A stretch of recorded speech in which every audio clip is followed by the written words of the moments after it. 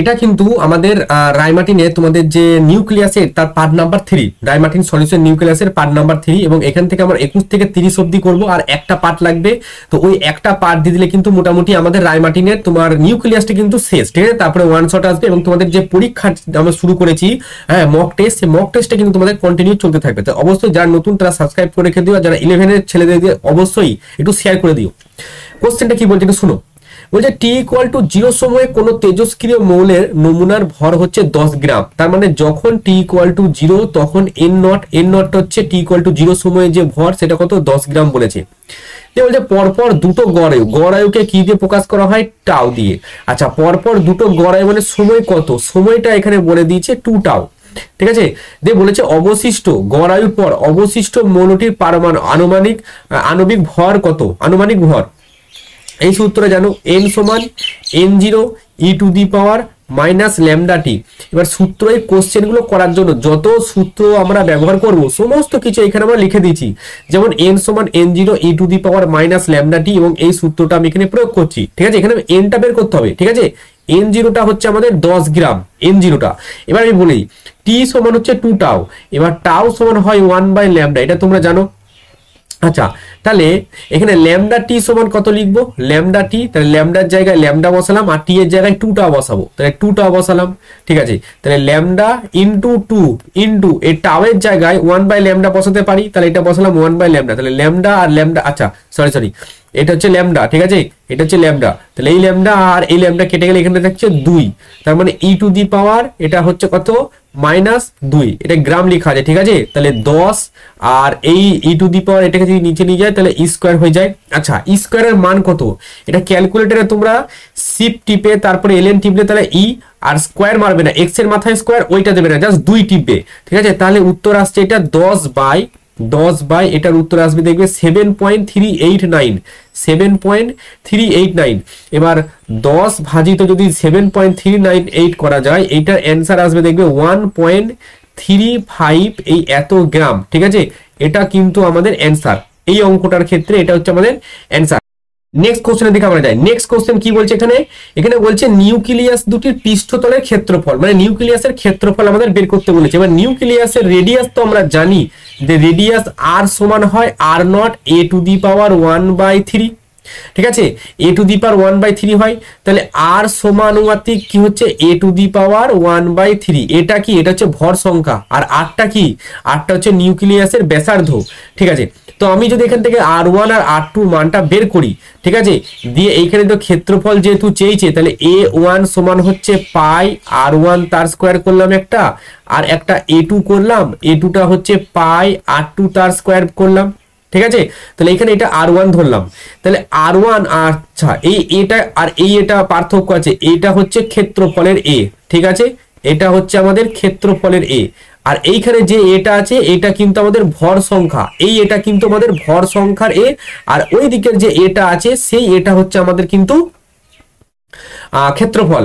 আচ্ছা, তাহলে r1 by r2 যদি আমি করি, r1 বাই r2 সমান, যেহেতু সমানুপাতিক আছে তাহলে a তার উপর 1/3, আর এদিকেও a তার উপর 1/3, তাহলে এইটা হচ্ছে ধরো a1 আর এটা হচ্ছে a2। তাহলে a1 কে আছে, এ হচ্ছে অ্যালুমিনিয়াম, তাহলে অ্যালুমিনিয়ামের ভর সংখ্যা হচ্ছে 27, তাহলে উপরে এটা গেল 27, ঠিক আছে। আচ্ছা, এটা কত 64, তাহলে এটা হচ্ছে 64, তার উপরে 1/3, তাহলে এটা হবে 3 বাই, এটা আসছে 3 আর 4 এর কিউব মানে হচ্ছে তাহলে 3/4 আসছে। আচ্ছা, তাহলে r1 বাই r2 এটা দাঁড়াচ্ছে আমাদের 3/4। আচ্ছা, এবার হচ্ছে a1 বাই a2, তাহলে a1 বাই a2 যদি আমি করি, এখানে a1 বাই a2 যদি আমি করি, তাহলে আমাদের দাঁড়াচ্ছে r1 তার স্কয়ার আর r2 তার স্কয়ার, ঠিক আছে।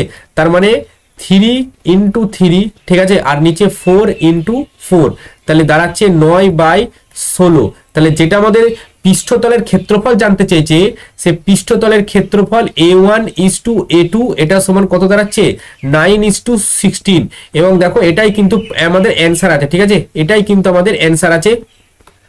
আশা করি বুঝে গেছে, কোনো অসুবিধা নেই। দেখ পরবর্তী কোশ্চেন কেমন আছে দেখা যাক। তো পরবর্তী কোশ্চেন 23 এর কোশ্চেন।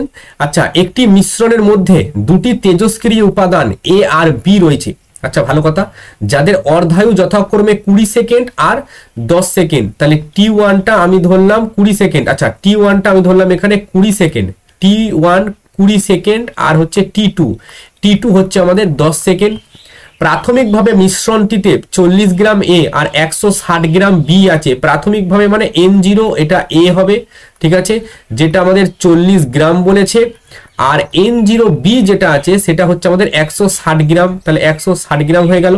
আচ্ছা কত সময় পর, তার মানে এখানে টি এর মানটা আমাদের জানতে চেয়েছে। আচ্ছা এই সূত্রটা আমরা একটু আগে লিখেছিলাম, এই সূত্রটা, কোন সূত্রটা, এই সূত্রটা আমরা এখানে প্রয়োগ করব। এই যে n সমান n0 হাফ উপরে ছোট হাতের টি বড় হাতের টি নিচে, ঠিক আছে। তো এই সূত্রটা যদি আমি এখানে প্রয়োগ করি, n সমান n0, ঠিক আছে, তো উপরে এটা হচ্ছে হাফ, উপরে হচ্ছে ছোট হাতের টি আর নিচে হচ্ছে বড় হাতের টি। এটা ধরো আমি এর ক্ষেত্রে বলছি, তাহলে এটা n0a হবে, ঠিক আছে, এটা T1 হবে। আচ্ছা সেম ওই রকম n b এর যদি করি তাহলে n0b হবে এখানে, এবং এখানে হবে হাফ, ওপরে হবে টি ছোট হাতের এবং নিচে হচ্ছে T2। এই টি আমাকে বের করতে হবে। আচ্ছা এবার বলছে কত সময় পর মিশ্রণটিতে এ ও বি এর পরিমাণ সমান হবে, তাহলে মানে এন এ আর এন বি, এটা এই দুটো আমাদের সমান বলেছে। তাহলে এন এ ইকুয়াল টু যদি এন বি হয়, N A equal to N B যদি হয়, তাহলে n0a আর এখানে হচ্ছে হাফ, উপরে হচ্ছে ছোট হাতের টি আর নিচে হচ্ছে বড় হাতের টি সমান, আর এখানে হচ্ছে n0b হাফ, উপরে হচ্ছে আমাদের ছোট হাতের টি আর নিচে হচ্ছে বড় হাতের টি। n0a এর মান কত, n0 এর মান হচ্ছে 40, তাহলে n0 এর মান আমরা বসালাম 40 আর হাফ ছোট হাতের টি ওপরে। আচ্ছা এটা হচ্ছে T1, এটা হচ্ছে T1 এর মান কত 20, তাহলে এটা দাঁড়াচ্ছে আমাদের 20 সমান n0b এর কত 160, তাহলে এটা হচ্ছে 160 আর এখানে হচ্ছে হাফ, উপরে টি এর জায়গায় টি থাকবে আর নিচে T2 জায়গা হচ্ছে 10 সেকেন্ড, তাহলে এটা হচ্ছে 10, তাহলে এই শূন্য আর এই শূন্য কাটলে 4 4 16। আচ্ছা এবার একটা ভালো এখানে কনসেপ্ট এখানে ব্যবহার করবো, দেখো 1/2 তার উপরে যদি -2 বসাই তাহলে এই 4 রইবে, কি করে হলো দেখো 1/2 তার উপর যদি -2 বসাই তাহলে এটা যাবে 1, এখানে -4 আসবে, এই -4টা উপরে গেলে এটা +4 আকারে যাবে, ঠিক আছে, -2 আছে। আচ্ছা সেটা এখানে আমরা প্রয়োগ করেছি, তাহলে -2 আর এইখানে আমি কি আছে লেখা আছে হাফ, উপরে আছে টি আর নিচে হচ্ছে 20, তাহলে পাওয়ার গুলোকে যদি সবই সমান করে দেওয়া যায় তাহলে t/20 সমান, এদিকে আছে t/20 -2, তাহলে যে আচ্ছা এটা 20 এদিকটা 10 হবে, ঠিক আছে, এটা 10 হবে। তো এইখানে এটা হচ্ছে t/10, ঠিক আছে। তো এখানে এবার যদি আমি t/10 -2 করলাম, শুধু পাওয়ার গুলো সমান করলাম, বাঁ দিকে t/20 আছে আর ডান দিকে একদিকে t/10 আর এদিকে -2। আচ্ছা তাহলে এই দুইটা যদি বাঁ দিকে পাঠাই তাহলে 2 সমান আমরা লিখতে পারি t/10 t/20, এটা লিখতে পারি। বাঁ দিক থেকে t/20 থেকে ডান দিকে নিলাম, লসাগু কত হবে 20, তাহলে এইটা কত হবে 2t - t, তার মানে শুধু t, তার মানে 2 সমান এটা হচ্ছে t/20 আর t সমান তাহলে কত হবে 40, t সমান 20 দুগুণে 40, তাহলে 40 সেকেন্ড, এবং 40 সেকেন্ড এটার অ্যান্সার আছে, ঠিক আছে। এটা হচ্ছে 23 এর কোশ্চেনটা আমাদের। নেক্সট কোশ্চেন দেখা যাক। নেক্সট কোশ্চেন দেখো, এখানে সংসদ নমুনা সেট নম্বর 9, এখানে তেজস্ক্রিয় পদার্থের একটি নমুনায় সক্রিয় নিউক্লিয়াসের প্রাথমিক সংখ্যার কত ভগ্নাংশ নমুনাটির অর্ধায়ুর অর্ধেকের পরেও অবিভাজ্য থাকবে। বুঝো, অর্ধায়ুর অর্ধেক, ঠিক আছে, কত সময় জানতে চেয়েছে এখানে, ঠিক আছে, পরেও অবিভাজ্য থাকবে, কত ভগ্নাংশ নমুনাটির অর্ধায়ুর অর্ধেক মানে হচ্ছে t/2 বলেছে, ঠিক আছে। এখানে তার মানে এই ছোট হাতে টিটা বলে দিচ্ছে t/2, বড় হাতে টিটা অর্ধায়ু, তারও অর্ধেক মানে তার t/2। আচ্ছা তার মানে আমাদের এই সূত্রটা আমাদের কাজে লাগবে যে n সমান n0 হাফ আর ওপরে হচ্ছে ছোট হাতের টি, নিচে হচ্ছে বড় হাতের টি।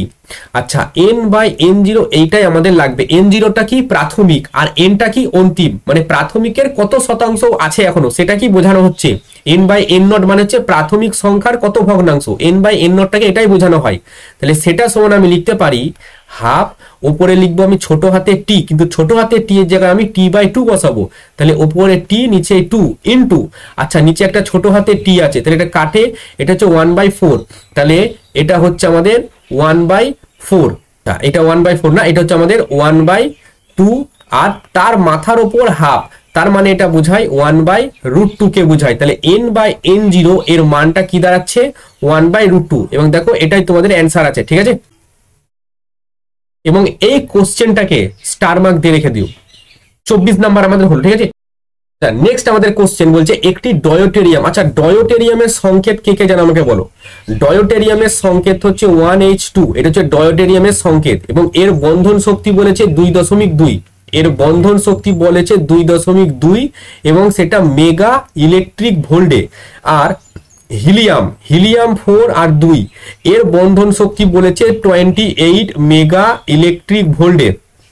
আচ্ছা, এবার বলেছে দুটো ডয়টেরিয়াম সংযোজনের ফলে একটি হিলিয়াম 42 নিউক্লিয়াস তৈরি হচ্ছে। তাহলে দুটো ডয়টেরিয়াম, তার মানে 1H2 প্লাস 1H2 দুটো আছে, এরা দুজনা মিলে তৈরি করেছে হিলিয়াম, উপরে 4 নিচে 2, এটা তৈরি করেছে। যে উদ্বুদ্ধ শক্তির পরিমাণ জানতে চেয়েছে, তাহলে এরকম করে লিখবে যে উদ্বুদ্ধ শক্তির পরিমাণ বা যে শক্তিটা তৈরি হচ্ছে, উদ্বুদ্ধ শক্তির পরিমাণ এটা সমান হয়, একটা হয় বিক্রিয়ায় উৎপন্ন পদার্থের উদ্বুদ্ধ শক্তি, বিক্রিয়ায় উৎপন্ন পদার্থের বন্ধন শক্তি, তার মানে হিলিয়াম 4 2 এর বন্ধন শক্তি এর সাথে আমরা বিয়োগ করব মাইনাস বিক্রিয়ক পদার্থের বন্ধন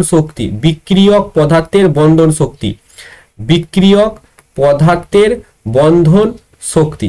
আচ্ছা, ভালো কথা। তাহলে বিক্রিয়ক পদার্থের বন্ধন শক্তি কত আর হিলিয়াম 4 এর বন্ধন শক্তি কত? হিলিয়াম 4 এর বন্ধন শক্তি বলেছে 28, কিন্তু এখানে 1H2 তো দুটো আছে, তার মানে বিক্রিয়ক পদার্থের বন্ধন শক্তি যদি জানতে চাই, এদের যদি বন্ধন শক্তি জানতে চাই, তাহলে 2 × 2.2 করব, তার মানে এটা হচ্ছে 4.4। তাহলে 4.4 থেকে বাদ দিলে দেখবে এটা আসছে 23.6 মেগা ইলেকট্রিক ভোল্ট শক্তি আমরা পাবো। মানে নিউক্লিয় সংযোজন বিক্রিয়ায় 1H2 আর 1H2 এরা যদি একত্রে আমাদের মিলিত হয়, তাহলে যে হিলিয়াম 4 আর 2 নিচে তৈরি হচ্ছে, যার ভর সংখ্যা 4, সেক্ষেত্রে আমরা শক্তি পাচ্ছি 23.6 মেগা ইলেকট্রিক ভোল্টের। যে অনুরূপ প্রশ্নটা আছে, এই অনুরূপ প্রশ্নটা হোমওয়ার্ক আমি করে দেবো না, একদম সেম টু সেম একই রকমের কোশ্চেন, ঠিক আছে। আচ্ছা, 25-এর দাগেরটা হলো, তাহলে 26-এর দাগের কোশ্চেনটা আছে, এটা করার মতো কোনো কোশ্চেনই না। দেখো এখানে বলছে 0.2 AMU সমান কত শক্তি উৎপন্ন হবে?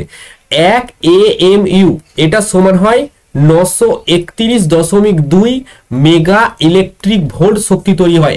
একদম এক নম্বর স্লাইডে যদি আসি, এখানে কিন্তু আমি লিখে দিচ্ছি, দেখো 1U সমান 931.2 মেগা ইলেকট্রিক ভোল্ট, তাহলে মানে সেটা এখানেও প্রযোজ্য। তাহলে 0.2 AMU মানে কত? এর সঙ্গে যদি আমি 0.2 কে গুণ করি, 0.2 আর 931.2, ঠিক আছে, এটা যদি আমি গুণ করি যে 0.2 × 931.2, তাহলে আসছে 186.24, ঠিক আছে, 186.24 ইন্টু 10⁻6 ইন্টু 1.6 ইন্টু 10⁻−19, এবার এটা জুলে আসবে। তাহলে 186.24 ইন্টু 10⁻6 ইন্টু 1.6 ইন্টু 10⁻−19, এবং এটা আসছে 2.97, আসছে এটা 2.97 ইন্টু 10⁻−11 এত জুল।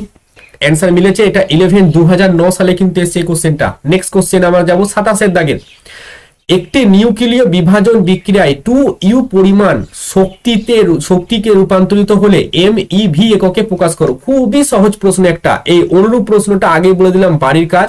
আচ্ছা, 1U কে যদি আমরা শক্তিতে কনভার্ট করি, সেটা হয় 931.2, ঠিক আছে, 931.2 মেগা ইলেকট্রিক ভোল্ট।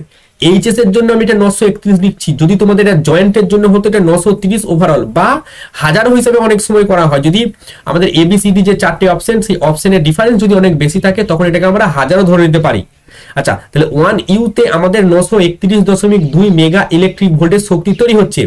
তাহলে 2U তে আমাদের কত শক্তি তৈরি হবে? 2 × 931.2 মেগা ইলেকট্রিক ভোল্ট। এবার যেহেতু এটা আমাদের মেগা ইলেকট্রিক ভোল্টেই তৈরি করতে বলেছে, সেজন্য আমি কিন্তু এটার ইলেকট্রনের আধান দিয়ে এটাকে আমি আর গুণ করলাম না।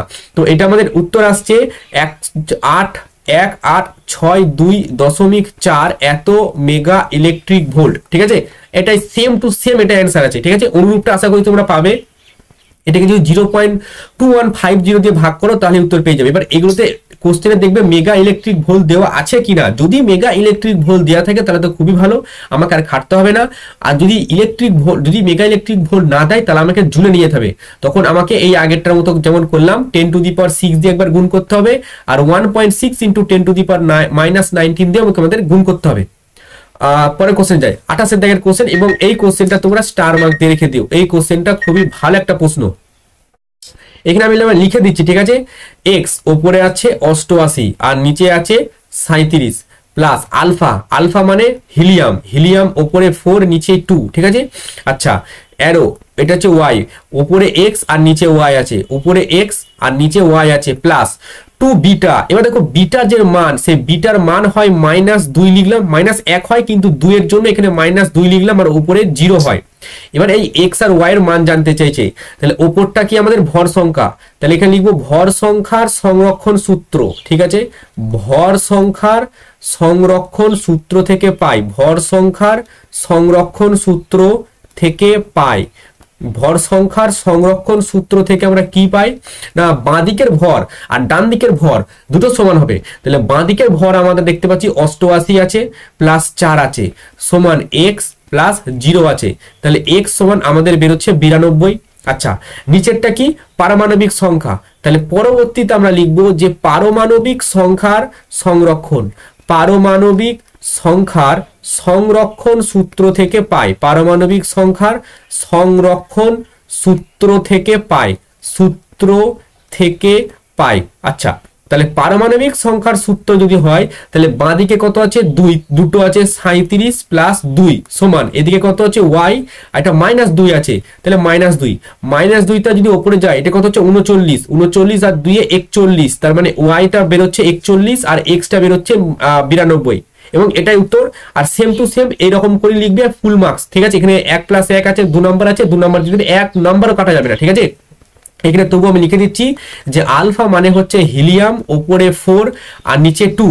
আচ্ছা, আর যে বিটা, এই বিটার মানে হচ্ছে আমাদের n-1 নিচেই আর 0 উপরে থাকে। 29 দাগের কোশ্চেন কি বলছে, একটি রেডিও আইসোটোপের অর্ধায়ু 10 বছর, তার মানে টি এর মান আমাদের বলছে 10 বছর, আর সক্রিয়তা কমে এত % হয়েছে, তাহলে সক্রিয়তা যদি কমে এত % হয় তাহলে পড়ে আছে কত। আচ্ছা, এটা হচ্ছে সক্রিয়তা কি প্রাথমিকের এত অংশ পড়ে আছে, তাহলে a/a0, a0টা কি প্রাথমিক তার এত % পড়ে আছে, তাহলে পড়ে আছে কত %, তাহলে পড়ে আছে যদি 3.125% কমে আছে, তাহলে 100 থেকে যদি আমি এটা বাদ দিই 3.125, তাহলে পড়ে আছে 96.875 এত %। এটাতে যদি আমি সংখ্যায় নিয়ে আসি তাহলে একে আমি ভাগ করব ভাজিত 100 দিয়ে, তার মানে এটা আসছে 0.96875, এটা হচ্ছে a/a0 এর মান। আচ্ছা আচ্ছা, ল্যামডা সমান এটা জানি যে 0.693 বাই অর্ধায়ু টি হয়, তাহলে অর্ধায়ু টি এর মান 0.693 বাই অর্ধায়ু, অর্ধায়ু হচ্ছে 10, তার মানে এটা থাকছে 0.0693। আচ্ছা, এবার a সমান আমরা কি জানি যে a সমান হয় a0। আচ্ছা, e to the power minus lambda t, e to the power minus lambda into t জানি। এবার a/a0 এর জায়গায় যদি এই মানটা বসিয়ে দিই 0.96875, এটা সমান e to the power minus, এবার ল্যামডার জায়গায় 0.0693 ইন্টু টি এটা বসাই। আচ্ছা, ln এত যদি বসাই, কারণ e কে তোলার জন্য আমাকে ln নিতে হবে, তাহলে ln 0.96875 এটা যদি বসায় তাহলে এটা আসছে -0.0317, আর এদিকে আসছে -0.0693 ইন্টু টি, আমাকে আলটিমেটলি টিটা বের করতে হবে। তাহলে টি সমান আমাদের এটা আসছে যে 0.0317 ভাজিত 0.0693, এটা যদি ভাগ দেওয়া হয় তাহলে উপরে আসছে আমাদের 0.0317 আর নিচে আসছে 693, এটা ভাগ করলে এটা আসছে মোটামুটি 0.45, আর এখানে আসছে 0.3, তো ওই একই রকম, কোনো অসুবিধা নাই। তো এটা গেল আমাদের 29 দাগের কোশ্চেন। এবং শেষ কোশ্চেন এটা, যেটা আমাদের 11-9 এসছে। এবং আরেকটা কথা, এই কোশ্চেনটা জেইই অ্যাডভান্স 2019 বা 2020 সামথিং এই জায়গাতে এই কোশ্চেনটা কিন্তু এসেছে, ঠিক আছে। এখানে বলছে দুর্ঘটনাজনিত কারণে গবেষণাগারের দেয়ালে ও মেঝে 20 দিনের অর্ধায়ু বিশিষ্ট একটি তেজস্ক্রিয় পদার্থ দ্বারা দূষিত হয়। তাহলে তেজস্ক্রিয় পদার্থের অর্ধায়ুটা টি, এটা হচ্ছে কত, 20 দিন, ঠিক আছে। এটা হচ্ছে 20 দিন বা 20 ডেজ। এবার পরীক্ষা করে দেখা গেল বিকিরণের মাত্রা নিরাপদ মাত্রার 32 গুণ হয়ে গেছে, বর্তমানে ওর 32 গুণ আছে। তার মানে বিকিরণের মাত্রা হচ্ছে ধরি x, সাধারণ বিকিরণের মাত্রা, ঠিক আছে। আচ্ছা, পরীক্ষা করে দেখালো বিকিরণের মাত্রা নিরাপদ মাত্রা, তাহলে নিরাপদ, এটা হচ্ছে নিরাপদ বিকিরণের মাত্রা যদি আমি জানতে চাই, নিরাপদ বিকিরণের মাত্রা আমি x ধরলাম। তাহলে এখন কি অবস্থা আছে, এখন বিকিরণের মাত্রা তখন কত হবে, এখন বিকিরণের মাত্রা তাহলে আমাদের কত হবে, এখন বিকিরণের মাত্রা 32 গুণ হয়ে গেছে, তাহলে এটা হচ্ছে 32x। তাহলে এই দিকটা আমি লিখছি সময়, ঠিক আছে, আর এই দিকটা আমি লিখছি বিকিরণের মাত্রা, ঠিক আছে। এবার দেখি কত সময় লাগে, বিকিরণের মাত্রা আমি এই দিকটা লিখছি, ঠিক আছে। তাহলে যখন 0 মানে এখন বর্তমানে, তাহলে কত আছে 32x। আচ্ছা, টি তে তাহলে কবে 16x হবে। আচ্ছা, 2t তে কত হবে 8x হবে। আচ্ছা, 3t তে কত হবে, এটাকে 2 দিয়ে ভাগ করলে 4x হবে। আচ্ছা আচ্ছা, তারপর এটা হচ্ছে 4t তে কত হবে, এটা হবে 2x, এবং 5t তে কত হবে x। তার মানে 5t সময় লাগবে। তার মানে 5t সময় কিন্তু সাধারণ মাত্রা এসে চলে আসবে। ঠিক কতদিন বাদে গবেষণাগারটি বিকিরণের পক্ষে ব্যবহারের পক্ষে নিরাপদ হয়ে যাবে। তো বিকিরণের মাত্রা এখন আছে 32 টাইম বেশি। যখন নর্মাল অবস্থায় বিকিরণের মাত্রাটা চলে আসবে, তাহলে সেই সময় আমরা ব্যবহার করতে পারবো, তাই না। বিকিরণের নরমাল মাত্রা x, সেটা আসতে আমাদের 5t সময় লাগছে।